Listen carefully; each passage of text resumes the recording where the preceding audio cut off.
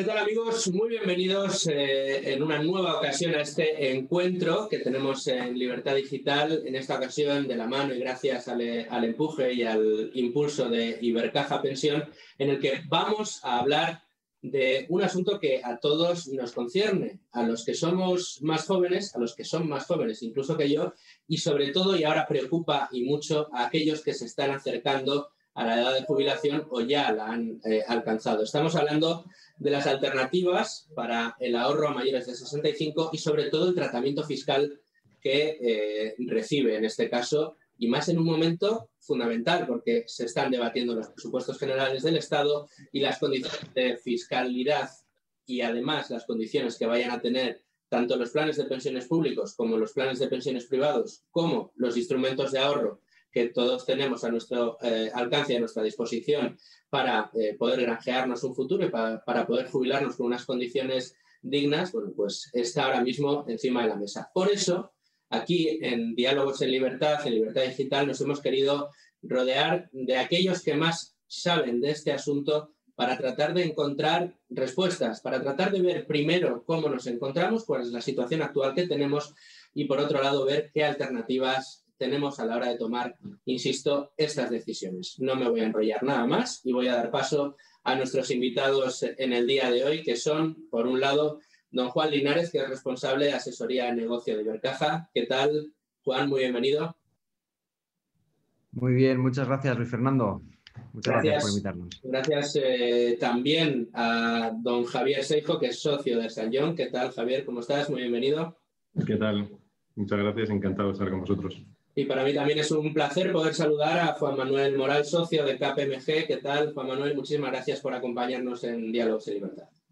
Muchas gracias igualmente y muy agradecido por la invitación. Muchas gracias a todos en este formato online que tanto se está se está imponiendo en este caso por cuestiones que todos conocemos, por cuestiones de la pandemia, que yo creo que también van a influir y mucho en todo lo que vamos a tener que hablar en el día de hoy. Estaba yo planteando la posibilidad de que le contemos a todos aquellos que se acerquen a este debate, a esta mesa redonda que tenemos virtual en el día de hoy, el ser capaces de hacer una fotografía de cuál es el estado actual de la situación del ahorro para mayores de 65 y de la fiscalidad para ahorro a mayores de 65 en este momento. ¿Cuál es la foto fija? Tenemos por un lado los planes públicos de pensiones, por otro lado los planes de pensiones privados y luego, bueno, pues las alternativas que existen en planes de empresas o en otros instrumentos de ahorro como pueden ser, por ejemplo, los fondos de inversión. Pero si os parece, Juan, abrimos fuego contigo. ¿Cuál es la foto fija que tenemos ahora? Bueno, yo creo que la foto fija es aún más amplia. No solo tenemos que considerar los productos específicos bancarios que tenemos para la planificación del ahorro, sino que lo tenemos que poner en el contexto de nuestro patrimonio, de nuestra situación. Pues por ejemplo, el patrimonio inmobiliario que podamos tener, nuestro patrimonio financiero adicional. Por ejemplo, has comentado el tema de los fondos de inversión, que puede ser un buen instrumento de planificación.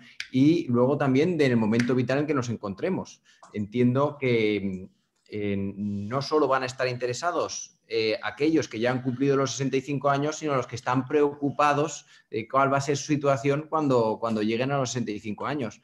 Una de las primeras ideas más importantes es cuanto antes te empieces a plantear esta situación, dónde estoy y a dónde quiero ir, pues el abanico de posibilidades va a ser mucho más amplio. Ahí si alguno hubiéramos sabido de esto cuando acabamos la carrera, ¿eh? Lo hemos descubierto un poquito más tarde, aunque yo creo que todavía algunos hemos llegado a tiempo. Javier. Pues a ver, el sistema fiscal está construido, yo creo que un poco parco para los mayores de 65, ¿no? Es decir, porque básicamente lo que tienes es unos incentivos que ahora están en Solfa, yo me imagino que luego entraremos a hablar con ellos, ¿no? A favor de los planes de pensiones, en Solfa por la administración, que parece que quiere reducir significativamente y a lo mejor solo con un afán recaudatorio lo que es el límite de aportación a planes de pensiones.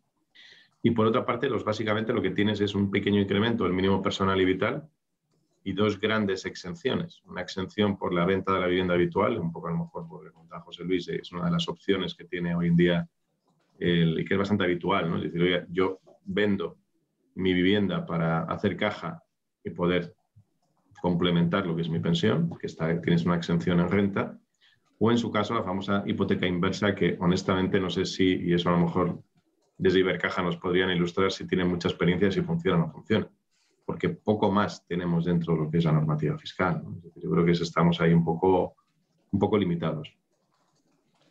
Juan Manuel, ¿cómo lo ves? ¿Cuál es la foto fija que dibujáis desde KPMG? Bueno, lo cierto es que coincido con Javier en el sentido de que podrían ser más generosos los incentivos fiscales para personas de mayor edad, pero también es verdad que cumplir 65 años supone un hito en el ámbito de la fiscalidad bastante importante. De hecho, estaba ahora mismo pensando si eso se produce cuando se cumple cualquier otra edad y creo que no. Las personas de más de 65 años tienen un abanico de cuestiones de naturaleza fiscal, generalmente beneficios fiscales, que merece la pena explorar, que quizás no se han puesto todavía de una manera sistemática y que hoy podemos cubrir en este encuentro, porque algunos de ellos son interesantes y muy potentes. E igualmente, este tipo de personas pues quizás empiezan a tener preocupación no solamente por sus impuestos sobre la renta, sino también por su planificación sucesoria, y ahí, como comentaba Juan, pues la vinculación de las estrategias renta, patrimonio, sucesiones también es importante. Sin duda alguna, tener más de 65 años abre muchas posibilidades fiscales que si no se llega a esa edad pues no es posible alcanzar. Si os parece, vamos a ir entrando un poquito en materia. Fijaos que en tan solo estos 5 minutos en los que habéis hecho esta foto fija han salido, yo creo que temas de interés extraordinario para todos los que nos oyen. Por un lado, habéis sacado bueno, pues esa vinculación de estrategias diferentes que decía Juan. Habéis hablado de esa posibilidad de la hipoteca inversa, pero vamos a aterrizar un poco. Vamos por partes. A las personas que todavía no han llegado a los 65, ¿cuál es la estrategia que mejor les puede convenir o cuáles son las que debería estudiar? Juan, bueno, si queréis, podéis... A ver, esto de online es quizá más complicado, pero como nos vemos todas las caras, interrumpiros con toda la naturalidad del mundo. No hace falta que esperéis a que yo os dé el turno de palabra. Si hay mucho guirigay, yo pondré orden, no os preocupéis. La primera estrategia, lo he comentado antes, cuanto antes empecemos mejor y cuanto más diversifiquemos, yo creo que mejor, que no tiene que haber una única estrategia. Es verdad que tenemos que adaptarnos a las circunstancias familiares de cada patrimonio que es distinto. Y es verdad que cuanto antes las conozcamos mejor. El ejemplo que ponía Juan Manuel, que la gente no conoce realmente, solo piensa en los planes de pensiones y en la jubilación. Y en el mismo ejemplo de los planes de pensiones, la planificación, independientemente, y que también como uno de los puntos importantes, que no tiene que ser exclusivamente fiscal, nuestros criterios de decisión de cara a la jubilación no tienen que ser exclusivamente fiscales, sino que yo creo que tienen que ser una planificación más completa. También el aspecto financiero, el aspecto jurídico y patrimonial me parece que es más amplio que simplemente el fiscal. Por otro lado, también la prudencia, ¿vale? No jugarnos todas las cartas a una y tener conocimiento. Y voy a poner el ejemplo de lo que ha empezado a comentar también Juan Manuel, que la gente normalmente relaciona que la única estrategia que tienes es tener un plan de pensiones y rescatarlo. Y entonces está limitando mucho las posibilidades de actuación cuando hay muchísimos más comodines con los que podemos jugar. Los planes de pensiones, la gente se le olvida, ahora que se están planteando la homogeneización del impuesto de patrimonio y el impuesto sobre sucesiones, que no forman parte de la masa hereditaria, no tributan en sucesiones y que tampoco tributan en el impuesto de patrimonio mientras no lo rescate. O sea que hay muchas más posibilidades de planificación. Tampoco el único hito para rescatar un plan de pensiones es la jubilación. Está el fallecimiento, ahora lo puedes rescatar a partir de los 10 años desde que has hecho la aportación. Por ejemplo, la misma situación del estado de alarma, hubo una posibilidad de poderlo rescatar en supuestos de incapacidad, de desempleo de larga duración. Por lo tanto, yo creo que cuanto antes y cuanto más conocimiento tengamos y cuanto más diversifiquemos, mejor, más alternativas de planificación tendremos cuando cumplamos los 65 años. Sí, yo creo que como bien decir, es decir, yo creo que hay dos planos, ¿no? Es decir, tienes por una parte lo que es asalariado propiamente dicho, y luego lo que es empresario. Si nos movemos en el ámbito del asalariado, ¿no? En el ámbito del asalariado, evidentemente, yo creo que los dos grandes elementos de ahorro, el ahorro previsión, lo tienes a través de la figura del plan de pensiones o a través de la figura de los seguros, que es lo que está utilizando la gente. Y dentro del seguro, uno de los elementos, digamos, opcionales es el famoso Unit Link, ¿no? Es decir, el seguro que se ha utilizado además mucho de cara también a evitar la tributación en patrimonio en todas las comunidades autónomas, salvo Madrid, porque Madrid no tiene patrimonio junto con la bonificación de La Rioja. Entonces, la posibilidad, y que eso precisamente ahora lo quieren tocar, ¿no? Para que determinados seguros que antes podían escapar a la tributación en patrimonio vuelvan a estar dentro del ámbito del radar.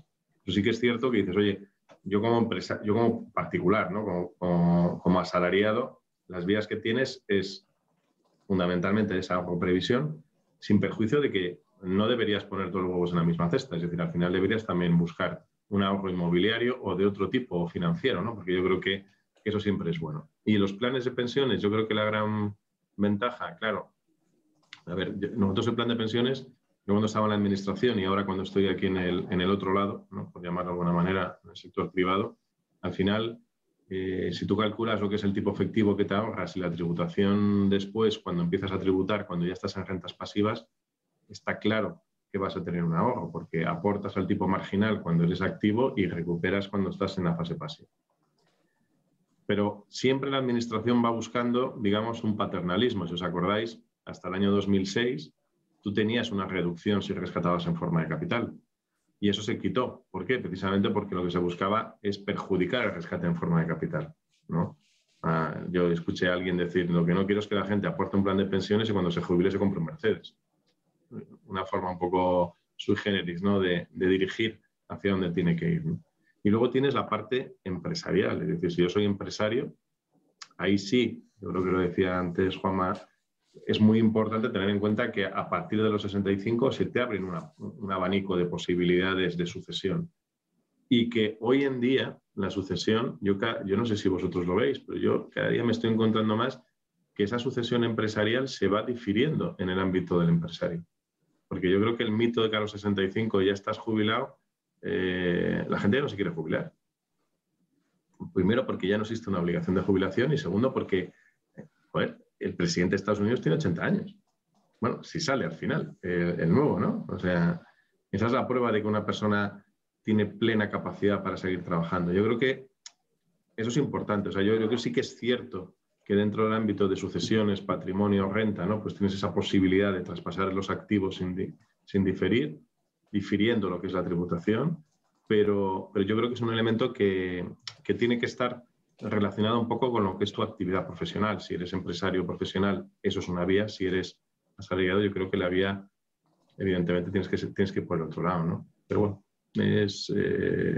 hay que planificar, hay que pensar que la vida es larga, que el sistema público de pensiones no va a poder con todo, o se tiene que reducir, porque cada día seremos más los que llegaremos a vivir mucho más tiempo, esperemos, ¿no? Y que, joder, que hay que seguir viviendo. Sí, yo, por mi parte, si me permitís, un pequeño apunte respecto a los planes de pensiones, quizás por fijar la atención y que podamos comentar planes de pensiones. Los planes de pensiones viven este año, y me refiero en los 45 días que quedan hasta el 31 de diciembre, una coyuntura particular. Es el último año en el que la aportación máxima va a estar en 8.000 euros cuando hablamos de sistemas individuales. Y quizás este año los ahorradores deban pues prestar especial atención a aprovechar esta ventana que de una manera un poquito sorprendente se va a cerrar para el año que viene por ley de presupuestos. Ciertamente habíamos escuchado que la estrategia del actual gobierno era no tanto incrementar la presión fiscal o los impuestos, sino cuestionar determinados incentivos fiscales que por una u otra razón se consideran ineficientes, y lo verdaderamente cierto es que el único que se ha puesto sobre la mesa es el de los planes de pensiones, en un momento además en el que el Pacto de Toledo ha conseguido alcanzar pues importantes conclusiones donde, como no puede ser de otra manera, se establece la viabilidad del sistema público de pensiones con la palanca del sistema de previsión social complementario, del ahorro privado. Ciertamente, las razones por las que se recorta la aportación máxima de planes de pensiones de esta manera tan drástica, pues supone un paso atrás enorme en algo que lleva funcionando bien desde el año 1987, requiere una reflexión profunda y requiere también una reflexión de si este recorte va a ir acompañado por la aportación de nuevos mecanismos de ahorro bueno, pues que sirvan como alternativa a este recorte. El plan de pensiones este año tiene que ser objeto de especial planificación por parte de los ahorradores en la fase de aportaciones. Como habéis comentado, en la fase de prestaciones siempre lo ha sido. Si hay algo complicado en la mesa de un fiscalista, es algo tan sencillo como cómo se puede cobrar un plan de pensiones, donde la fiscalidad tiene un componente excesivamente preponderante. Todos conocemos partícipes de planes de pensiones en edad de jubilación que no pueden disponer de su dinero como les gustaría, precisamente por el tremendo obstáculo fiscal que suponen algunas de las opciones. En definitiva, yo creo que este es un buen tema de debate. Quizás ha llegado el momento de hacer una reflexión profunda y global del sistema privado de planes de pensiones y de posibilidades de ahorro alternativas. Ha salido en la intervención de Javier un concepto, un tema que yo creo que no está suficientemente extendido, y si nos parece, por hacer una pequeña pildorita, cualquiera de los tres que quiera, que explique qué es el Unit Link, porque yo creo que no todo el mundo sabe exactamente cuál es este producto. Sí, es un seguro. Yo soy un converso, por eso si queréis os cuento el tema del Unit Link. Yo soy un converso porque yo cuando estaba en la administración salió en el año 98 un anuncio en la tele, me acordaré toda mi vida, en el que un chaval iba a su jefe con las manos llenas de arena y le decía: oye, mira, si yo cada vez que paso de un fondo de inversión a este fondo de inversión, esta arena que se me cae son los impuestos que se generan en el traspaso de fondos. En cambio, si lo hacemos por otra vía, esta arena nos la quedamos. Y era el famoso Unit Link. Entonces, es decir, la posibilidad que tienes dentro de un seguro de hacer traspaso de fondos, compraventa de acciones y demás que hace la aseguradora y que te genera una nula tributación en el socio. En el año 98 se reguló primero por consulta, luego en el año 40-98 se introdujo lo que era la regulación y hasta hoy en día es un producto que funciona muy bien. En España no tanto como en Francia, Italia, Portugal, Reino Unido, los países de Europa, porque ellos no tienen traspaso de fondos, entonces es el mecanismo, la carcasa que se utiliza para traspaso de fondos. Pero al margen de esa figura, es un seguro de vida normal, que lo único que te da es que tú asumes el riesgo de la inversión. Es decir, la compañía de seguros no te va a dar una cantidad predeterminada a la jubilación o cuando se cumpla el evento de riesgo, objeto de cobertura, vencimiento, por ejemplo, sino que te va a dar el valor de los activos que están dentro de la póliza. Tiene unas reglas de juego bastante claras, es un producto muy seguro desde un punto de vista fiscal, desde mi punto de vista, porque prácticamente desde el año 98, que se solucionó por la incorporación a la ley de las reglas de juego, ha estado bastante claro. Se ha utilizado mucho en patrimonio también para mitigar la tributación en patrimonio de ese tipo de productos.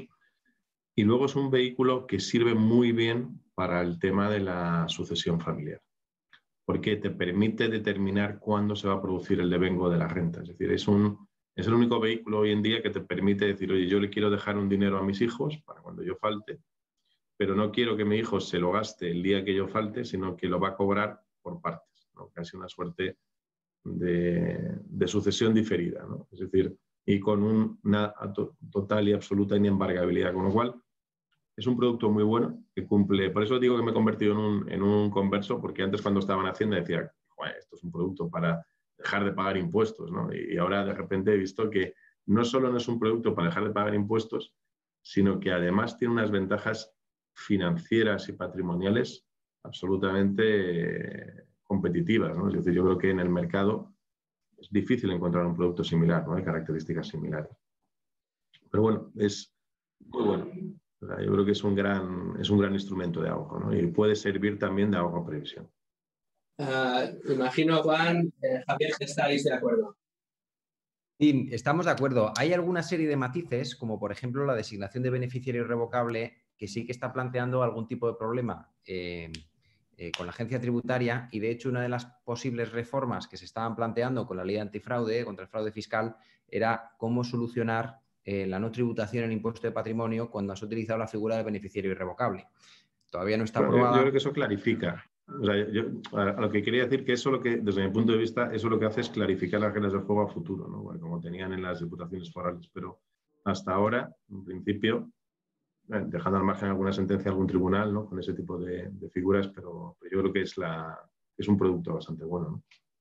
Sí, además de diferimiento, bueno, ratifico todo lo que has dicho, de diferimiento que ayuda en la pata que os contaban, ya no solo fiscal, sino la pata jurídica, sucesoria, que me parece tan importante como la financiera o la fiscal. Os voy a pedir ahora, si os parece, un ejercicio. Yo sé que va a ser muy complicado, pero intentemos ir un poco para al menos plantar unas bases. ¿Qué planificación debería tener una persona que acaba de arrancar su vida laboral? Es decir, a una persona muy joven que ha terminado su periodo de formación y arranca ya su vida laboral, empieza a cobrar sus primeros sueldos. ¿Qué planificación sería óptima para un tipo A, que sería para una persona que se encuentra, digamos, en mitad de su vida laboral? Como decía, no me acuerdo si era Juan Manuel, no sé quién de los tres decía que a partir de los 40, 45 años es cuando empezamos a ganar más dinero y es cuando tenemos que volver a replantearnos cuál es la situación que tenemos a la hora de ahorrar. Y al que ha suspendido, al que ha llegado a los 65 y de repente dice, ¡ay, va! Que me voy a tener que jubilar, no sé si este año, el que viene o dentro de 10, pero no hice los deberes en su momento. Esto de los planes de pensiones públicos pues no eran como me habían explicado. Todavía hay mucha gente que cree que lo que va aportando por cotizaciones todos los años se guarda en una hucha para dárselo cuando se jubila. Para que nos hagamos una idea, todavía hay mucha gente que no está un poco en la realidad de cómo funcionan estas cosas, y menos en un periodo como el que se nos viene encima, con una crisis que, bueno, esto si queréis entraría quizá en otro debate, pero yo creo que es una crisis importante, ¿no?, la que se nos viene encima. Como digo, sé que es muy difícil porque hay mucha tipología de posibles clientes, pero hagamos un tipo A, un tipo B y un tipo C, el que arranca su vida laboral, el que se encuentra en la mitad de su vida laboral y el que se acerca al final. ¿Cuál es la planificación óptima para cada una de estas tres figuras? Juan, si te parece, seguimos el orden, pero insisto, si os queréis interrumpir, podéis hacerlo. Eso es, interrumpidme en cualquier momento, que seguro que hacéis aportaciones muy interesantes. Mira, yo al principio, empiezas tu vida laboral, lo que no hace casi nadie es empezar a hacer aportaciones a planes de pensiones. Esas aportaciones, hay una primera aclaración que me parece muy importante. Te reduce de la parte cara del IRPF. Tú ya sabes que la parte cara, la parte general, va tu nómina, va tu alquileres que puedas tener, tu actividad profesional, y tiene forma de escalera. Entonces, igual que si yo tengo un ingreso adicional, tributaré al tramo más alto de esa escalera. Cuando hago aportaciones a planes de pensiones, de lo que me reduce es del tramo más alto, del peldaño más alto de esa escalera. Por lo tanto, en la medida de lo posible, si empiezas pronto a hacer aportaciones a planes de pensiones, pues en el futuro tendrás mucho más. Yo soy abogado y soy fiscalista, y hasta que no empecé a trabajar con los compañeros de banca privada no me di cuenta del potencial que tiene la capitalización compuesta. O sea, de unos pequeños importes, lo que puede suponer en el largo plazo. O sea, empezar en 25, a los 35 o a los 45 a hacer una aportación muy pequeñita al plan de pensiones, me enseñaban los gráficos y es que se disparaban.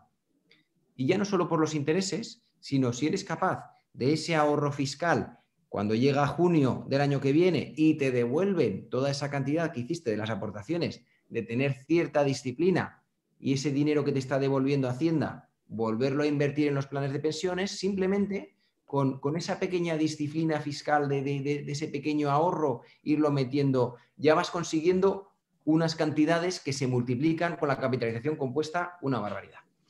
También lo ha comentado Javier antes, cuando cumples 40, 45, empiezas a tener a nivel profesional unos ingresos más importantes, tanto si estás en la empresa, o sea, si trabajas por cuenta ajena como por cuenta propia, pues multiplico por lo que os decía antes, que al final el tramo de la escalera vas ganando más dinero y cada vez te ahorras más. Tiene un efecto multiplicador. O sea, si antes igual mi tipo máximo estaba en el 35, igual a los 40, 40 y pico ya está en el 45. Por lo tanto, el ahorro es aún mayor. Tiene más sentido. Ahí sí que tiraría de tratar de diversificar, pues ya no sé si con algún alquiler inmobiliario, los fondos de inversión o los unit links, los fondos de inversión que tenemos en España, yo no sé cuánto tiempo dura este régimen, pero me permite un diferimiento muy importante. La gente se le olvida que me da total libertad para estar con el banco que me dé la gana y poder hacer traspasos en cualquier momento o cambiar el perfil del fondo de inversión, más agresivo, más conservador, pero con un horizonte temporal en el largo plazo, en principio siempre es un producto que le acaba sacando bastante rentabilidad. Y luego ya, una vez que te jubilas, si he sabido hacer, diferenciaría si he sabido hacer los deberes o no, pues también ha salido aquí. Mirad, me ha pasado, pongo el ejemplo de pues gente que me viene y me dice, oye, mira, que es que me voy a jubilar el año que, bueno, me acabo de cumplir 65 años y el año pasado vendí mi vivienda habitual con una plusvalía enorme y dices, joder, pues no sé si contarle o no, se va a llevar el pobre en disgusto si le cuento que si hubiera esperado a los 65 años, pues la transmisión de la vivienda habitual no hubiera tributado. Y no te digo que vendas siempre tu vivienda habitual, es lo que os contaba antes, en esta vida no son todo impuestos. Pero si dentro de esa planificación me estoy planteando que mis hijos son mayores, que la casa se me ha quedado grande y que igual cuando me jubile me gustaría ir a vivir a Málaga o comprarme un apartamento más pequeñito, pues no es lo mismo hacerlo antes de los 65 o después de los 65. Igual que no es lo mismo que yo tenga 65 y que lo haya comprado con mi mujer y mi mujer tenga 63 y se les olvida que era ganancial o que era de los dos, ¿vale? Mi parte estará exenta, pero la otra no. Si lo sé con tiempo, pues tendré más tiempo. El ciclo inmobiliario no es igual que el ciclo financiero, suelen ser ciclos más largos. No hace falta que cumpla 65 años, sino trata de venderlo lo mejor posible y luego ya me plantearé. En esa planificación a largo plazo yo creo que tengo que saber dónde estoy y a dónde quiero llegar y cuál es mi patrimonio en este momento. Hay otras alternativas que también la gente no conoce y yo creo que todavía no han salido, que no son los seguros de renta vitalicia. Los seguros de renta vitalicia son los seguros de vida que lo que te permiten, una vez que cumples 65 años, es que toda la ganancia que tienes no tributa si cojo el precio de venta y lo reinvierto pues, en este producto. Entonces, solo la rentabilidad suele ser bajita, pero el principal incentivo que tiene en este caso es fiscal. Y suelo poner el ejemplo, en función de dónde me toca el cliente, pues si me toca un cliente de Zaragoza, digo que es el apartamento que tienes en Salou, si no en Denia, bueno, siempre pongo el mismo ejemplo. Te lo compraste en los años 70 por 6.000 euros y ahora vale 250.000. Pues en ese caso, si coges ese dinero y lo metes en un seguro de renta vitalicia, hasta 240.000 euros de beneficio no tributa. Se te quedan sin tributar 70.000 euros. Pero ojo, hay que ponerlo en contexto. ¿Por qué? Porque si no he hecho los deberes y es mi único ahorro durante todo este tiempo, yo lo que no puedo es coger ese dinero y meterlo en un seguro de vida que no puedo disponer de él. Entonces, por eso decía que es importante diversificar y que en esta vida no son todo impuestos. Hay que ver las circunstancias de cada uno. ¿Es un dinero que voy a necesitar o no? Luego, hay un punto, ahora os doy paso Javier y Juan Manuel, pero sí me gustaría que hicieseis aquí un pequeño inciso, un pequeño punto, porque tengo la sensación de que muchas de las personas que llegan a esa edad, ese tipo C que hemos establecido aquí en este debate, a partir de los 65 años, en el entorno de los 65 de la edad de jubilación, no consideran que puedan estar iniciando en ese momento un ahorro a largo plazo. Pero yo creo que dentro de esa planificación muchos tienen que saber que, lo mencionabais antes, el presidente de Estados Unidos puede tener 80 años. Desde los 65 hasta los 80 son 15 años. Hay 2 periodos de largo plazo según algunos estándares. Es decir, que todavía les queda, ¿no? Posibilidades de planificar un buen ahorro antes de, por lo menos para dejarle a sus hijos, a sus herederos. Sí, yo estoy absolutamente de acuerdo. O sea, yo creo que la necesidad de continuar ahorrando es casi consustancial. El tema es si tienes fuentes de renta, ¿no? Lo estabas comentando antes. Bueno, o sea, yo creo que al final es cómo incrementas o cómo mantienes una renta activa cuando en teoría parece que el sistema a los 65 te expulsa, ¿no? Parece que te dices, oye, no, tú ya no puedes trabajar, te tienes que jubilar, tienes que dedicarte a otras cosas. Ya, pero es que te quedan a lo mejor 15, 20 años por delante. Es que ahora con los avances que hay en medicina, en ciencia, etcétera y demás, es que a lo mejor en vez de la esperanza de vida media, a lo mejor ya pasa de los 80 y pico. Entonces de repente nos vamos a encontrar con gente que si hace unos años dices yo me prejubilaba con 50, 52, ¿dónde vas ahora? Si se te acaba la renta activa, entonces es muy importante eso de empezar al principio de tu vida laboral, empezar a diversificar, empezar a ahorrar en la medida de lo que puedas, pensar que esto va a ser para largo, porque a lo mejor si a los 65 55, 65, a la edad que sea, de repente tienes que dar el paso a una, digamos, tus rentas activas desaparecen, tienes que mantener otras rentas activas por otra vía. Bien que vengan, por ejemplo, del mercado inmobiliario, bien porque veas el mercado financiero o por lo que sea, o porque tengas una renta asegurada. Es decir, pero si no, es complicado porque solo el sistema público de pensiones no te va a mantener una capacidad para poder continuar con tu vida profesional o con tu vida laboral, con tu vida social, ¿no? Por llamarlo de alguna manera, ni siquiera tampoco de ayudar a tu familia si es necesario, ¿no? Porque los hijos cada día se van de casa más tarde. Yo no sé si lo comentabas tú antes, Luis, ¿no? De decir, oye, que puede venir una crisis gorda, que no lo sabemos, ojalá no, ojalá la recuperación sea en pico y no en el símbolo de Nike, ¿no? Como dice todo el mundo. Esa es la gran duda, pero que como vengan mal dadas, que eso también fue uno de los, no sé, es decir, en la crisis económica que hemos pasado nosotros, ¿no? Con el mercado financiero, España era más o menos, había sufrimiento, lógicamente, pero digo que había una cierta paz social, ¿no? No era como en otros países donde la crisis ataca directamente a lo que es el sistema, ¿no? Es decir, porque al final aquí lo que se mantiene, ¿y por qué? Porque yo creo que los mayores, nuestros padres, todos tienen una casa. Es decir, al final la gente ha ahorrado y tiene una vivienda, y la vivienda lo que te permite, aunque te vayan las cosas mal, tener un sitio donde puedas vivir o tener un sitio que puedes disponer de él para obtener liquidez, ¿no? O sea, yo creo que al final es esa mezcla entre el ahorro inmobiliario y el ahorro financiero lo que te puede permitir siempre, pues, tener otras fuentes de renta, ¿no? Que puedan ayudarte a continuar en los periodos ya de jubilación, por llamarlo de alguna manera, ¿no? Jubilación activa. Y Javier, te has centrado recogiendo mi inciso y te lo agradezco mucho en ese tipo C, insistiendo en la necesidad de ver de qué manera podemos seguir manteniendo ese flujo de ingresos, de alguna manera aprovechando ese bagaje inmobiliario que tienen muchos de nuestros mayores. Pero danos dos pinceladas siquiera del tipo A y del tipo B. ¿Cuál es la planificación una planificación tipo óptima para el que empieza a trabajar? Sí, yo creo que en el A yo intentaría desde pequeñito, por lo menos buscar algún tipo de ahorro previsión, porque en el momento que tú te obligas a aportar, aunque sea una cantidad pequeña, eso no duele. Es decir, los 500 euros, 100 euros aportas al año, si puedes, eso al final va a ser dinero. Al cabo de 30, 40 años eso va a ser dinero porque vas a ir aportando de manera proporcional y ya lo metes como algo esencial. Y en cuanto pudiera, yo intentaría siempre mercado inmobiliario para tener diversificado.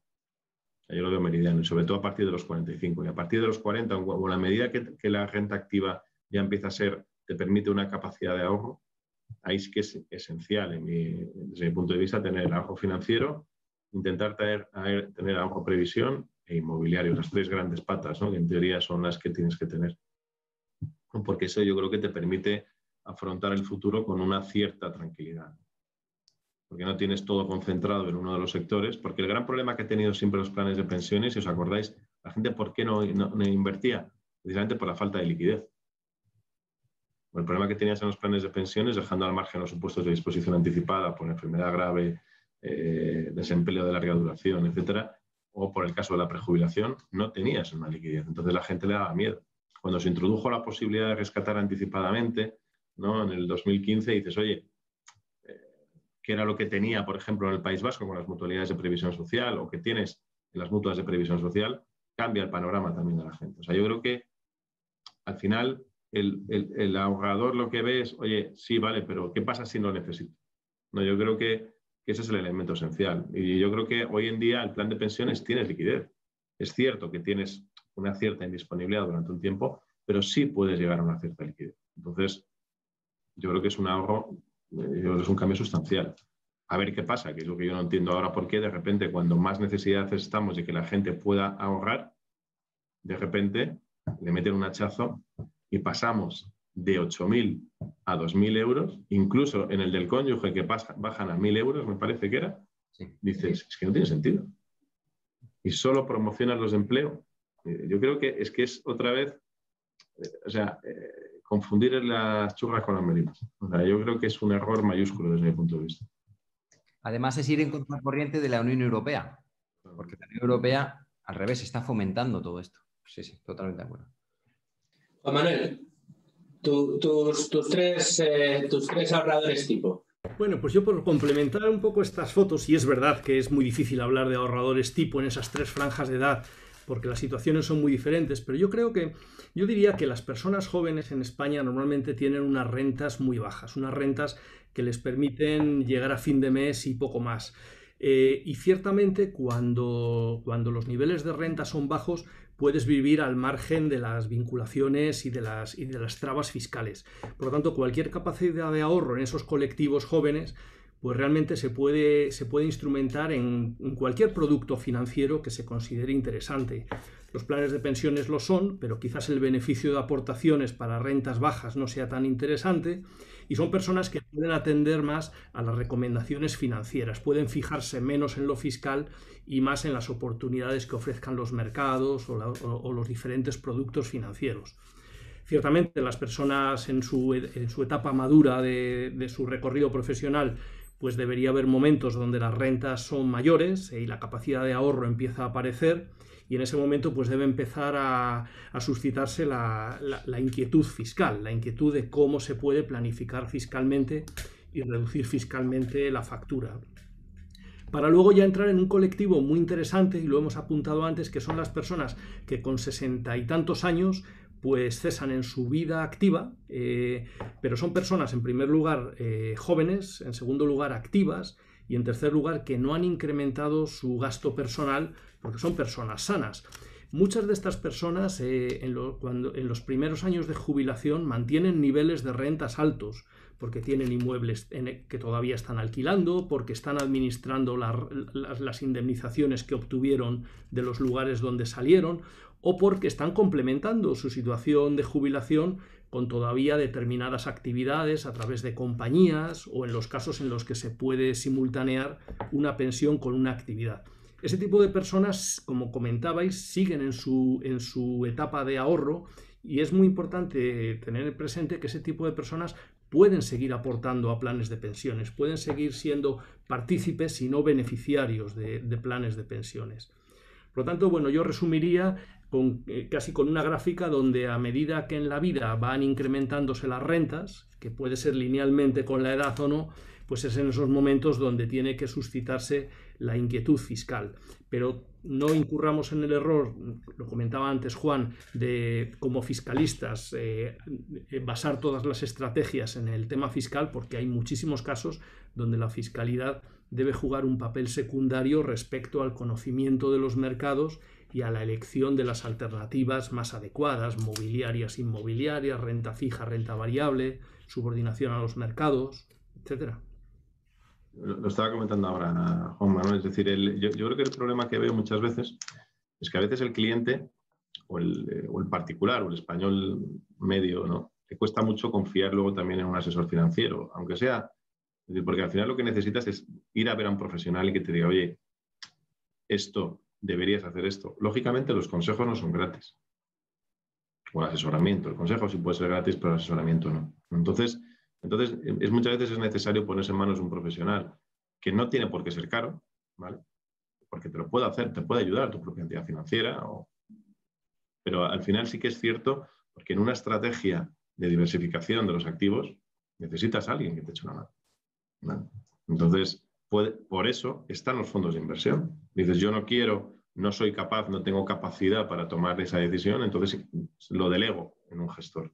Yo creo que esa es la faceta que muchas veces necesitamos, ¿no? Darnos cuenta de que las cosas cuestan dinero, de que en todos los sentidos del asesoramiento o la gestión, entonces es necesario que la gente se empiece a dar cuenta de que necesita acudir a una serie de profesionales, en este caso en el sector financiero, que le pueden ayudar a recomendar lo que puede ser una estrategia de ahorro previsión en todos los sentidos, a largo plazo, ¿no? Es decir, oye, no solo para poner el dinero a circular, porque el dinero en el banco hoy en día no sirve para nada. Es decir, incluso te van a empezar a cobrar el depósito. Es decir, lo que tienes que poner es el dinero a circular. Entonces, para circular, lógicamente tienes que moverlo. Si te cobran cuando compras bonos, ya no quiero... Sí, ya dentro de poco vas a ver, ¿no? Pero bueno. Después de hacer esta fotografía, estamos entrando ya en el tramo final, Quiero que me hagáis un comentario sobre esto último que estabais comentando. Yo creo que es importante. Sí es cierto que quizá en el tipo A, las personas que son más jóvenes, que igual su estrategia, no sé si tanto en planes de pensiones, pero a lo mejor su primera estrategia es en los primeros ahorros que tengan, poderlos ir metiéndolos quizá en la estrategia más arriesgada, meterse en productos de renta variable más puros y quizá no preocuparse tanto del problema impositivo. Yo creo que ese asesoramiento que decíais es crucial en el tipo B, es decir, cuando ya uno traza una estrategia de ahorro a largo plazo con la vista puesta en su jubilación, en el bienestar de su familia, en poner a buen recaudo los activos que han tenido, si es un empresario además que el futuro de la empresa que haya fundado pues vaya bien. En este caso, y dada la configuración del sistema fiscal en España para los productos de ahorro y también de renta, pero fundamentalmente para los de ahorro, es capital buscar un buen asesoramiento, ¿no? Digo, en ese momento siempre es importante, pero creo que en ese momento, no sé si coincidís conmigo, aunque puede ser incluso, he dicho capital, puede ser desde luego determinante de lo que puedas obtener en un futuro.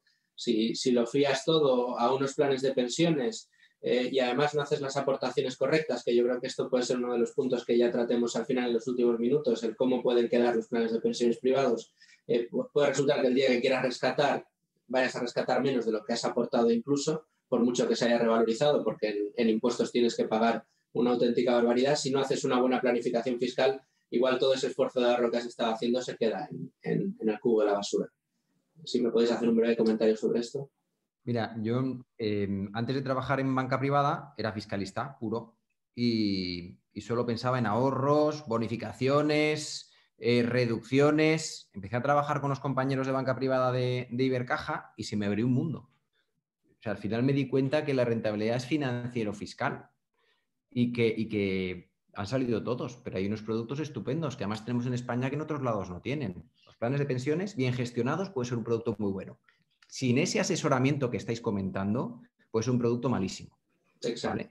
Las aportaciones y lo rescato todo el mismo año que me jubilo y al tipo máximo sería malísimo. Necesitas un buen asesor que tenga también buenos conocimientos fiscales y que sea capaz de combinar los dos temas.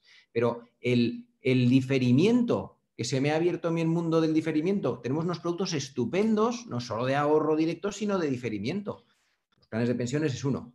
Los seguros de vida, que comentaba antes Javier, pues es un instrumento buenísimo y además me permite combinarlo con otras, como puede ser la planificación sucesoria, y me da muchísimas alternativas. Los fondos de inversión, la posibilidad de hacer traspasos de fondos de inversión sin tributar y diferirlo todo el tiempo que quiera y poder decidir qué tipo de inversión tienen, a mí se me abrió un mundo. Yo pensaba que cuando tenía que hacer una inversión inmobiliaria no me quedaba más remedio que comprarme un piso en Zaragoza. Y luego me contaron lo que eran los fondos de inversión inmobiliarios y que puedes estar diversificando muchísimo más, invirtiendo en un centro comercial en Hong Kong o un edificio de oficinas en Nueva York o en Madrid, en una residencia de estudiantes. O sea, y al final... Habiendo tu estrategia a lo largo del tiempo, buscando siempre la mayor rentabilidad o quizá mayor seguridad. En definitiva, es un producto. Es que el abanico es tal, o sea, se te abre un mundo de posibilidades, ganas un montón de comodines. Y encima puedes ir moviéndote uno a otro sin tributar. Yo creo que la plena vinculación del asesoramiento fiscal con el financiero y tener un buen asesor financiero, eso sí, también con buenos conocimientos fiscales. Y también creo que tener un buen asesor fiscal es un dinero bien invertido. Eso es importante, lo apuntaba Javier, Juan Manuel, yo no sé si estás tú de acuerdo. Parece que estamos en el mundo de todo gratis. Oye, ponme a un amigo tuyo que me dé 4 indicaciones de cómo tengo que rescatar este dinero, cómo puedo invertir este otro, cuando al final hay grandísimos profesionales y nos consta en esta casa que así los hay, vosotros lo sois y trabajáis en casas donde los hay muy buenos. Y es lo que decía, al final el consejo a lo mejor no cuesta, pero el asesoramiento ha de costar, ¿no?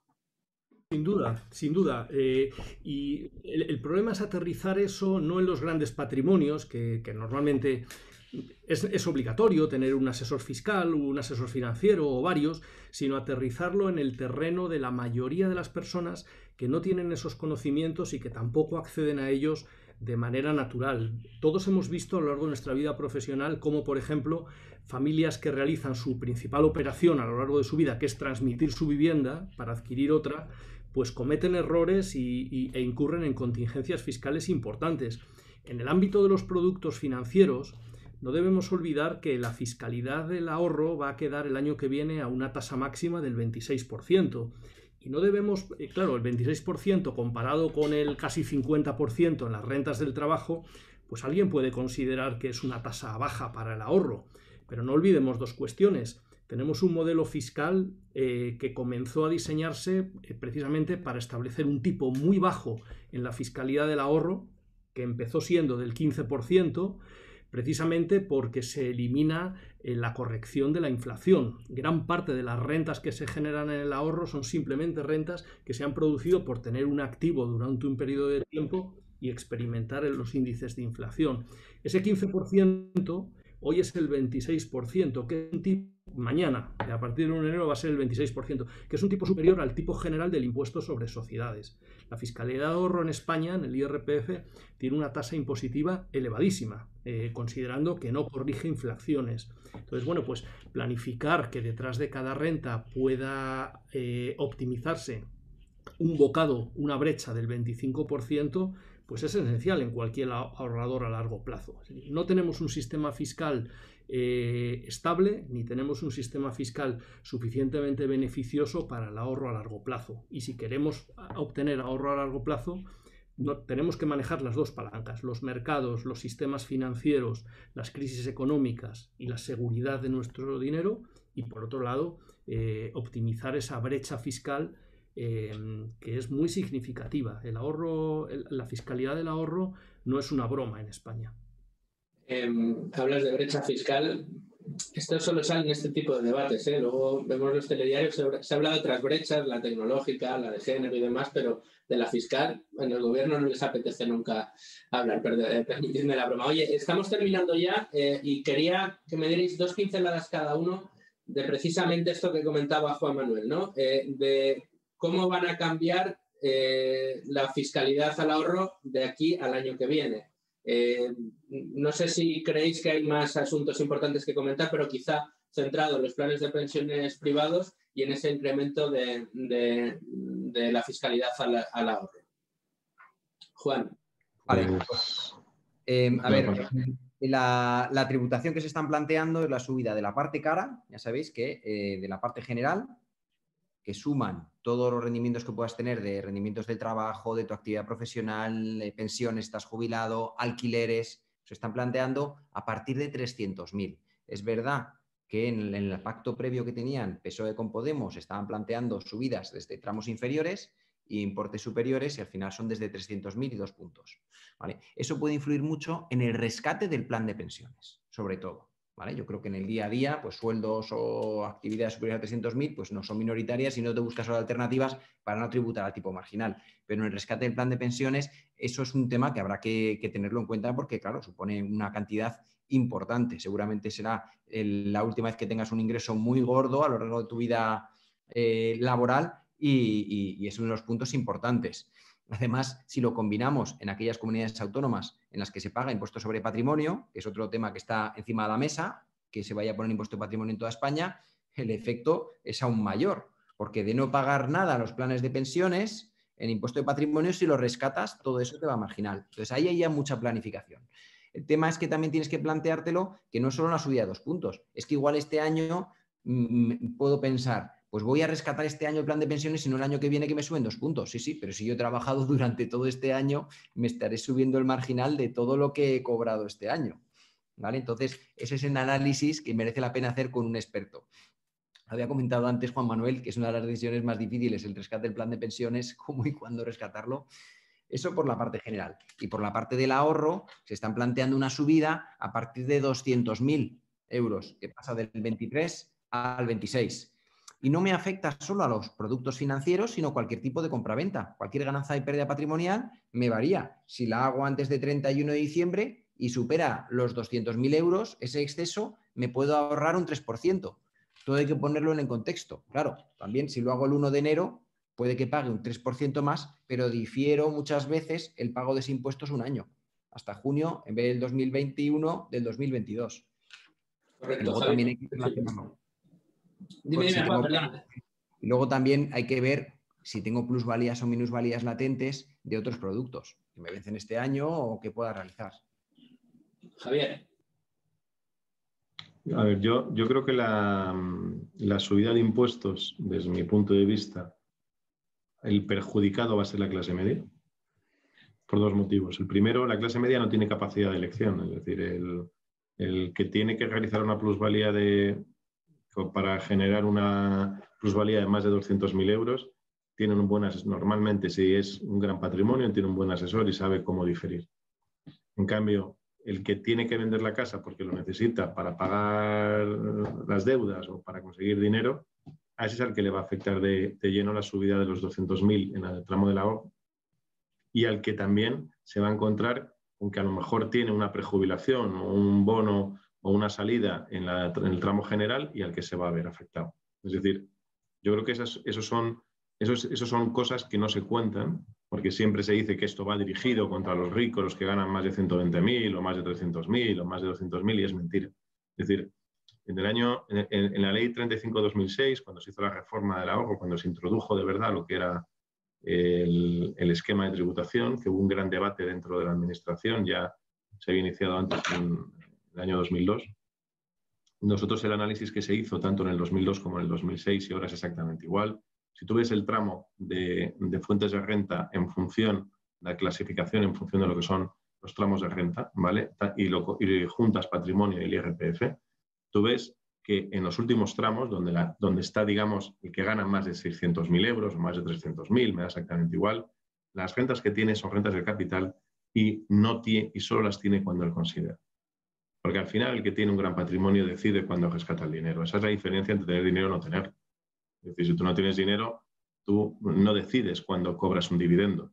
Si tienes dinero, decides cuándo cobras un dividendo. Ese es el gran matiz. Con lo cual, yo creo que la subida va a afectar fundamentalmente a la clase media o a las clases más desfavorecidas cuando se vean necesitados de disponer de sus activos para hacer frente a necesidades. Yo creo que eso es un panorama muy malo. El otro elemento que para mí también es malo desde un punto de vista de política tributaria de cara al país es la reducción de la aportación a planes de pensiones. No tiene sentido que con una esperanza de vida que se prolonga, con un incremento de las necesidades de que la gente continúe aportando para que el ahorro previsión sea de verdad complementario, de repente vengas y le introduzcas una reducción brutal para que solo, digamos, el que pueda aportar sea prácticamente nadie, porque lo estaba comentando yo creo que antes Juan Manuel, es decir, si yo tengo mi salario son 20.000 euros al año o 30.000 euros al año, voy a aportar el 10% de mi salario a un plan de pensiones con el límite del 2%, es que es absurdo. O sea, el que tiene 20.000 euros bastante tiene como para llegar a fin de mes. O sea, yo creo que eso es un error desde mi punto de vista en la política tributaria. Es decir, volvemos, o sea, el límite de aportación a planes de pensiones siempre ha estado más o menos estable, ha ido oscilando y demás, pero bueno, yo creo que eso es necesario desde un punto de vista de política social y es uno de los pilares. Es decir, luego diremos que por qué los grandes fondos de pensiones europeos vienen a España a comprar los activos. Pues porque la previsión fuera de España funciona. Es decir, al final es eso. Es decir, ese es el análisis que yo hago desde un punto de vista casi de política tributaria, podríamos decir, ¿no? Y yo nada más por complementar, creo que la cuestión de la problemática fiscal para el año que viene, a la vista de las nuevas medidas, pues es muy limitada. Se han introducido unas medidas muy puntuales. Hablamos del IRPF, que se han comentado, subidas de tipos marginales para rentas muy altas, reducción en las aportaciones a planes de pensiones.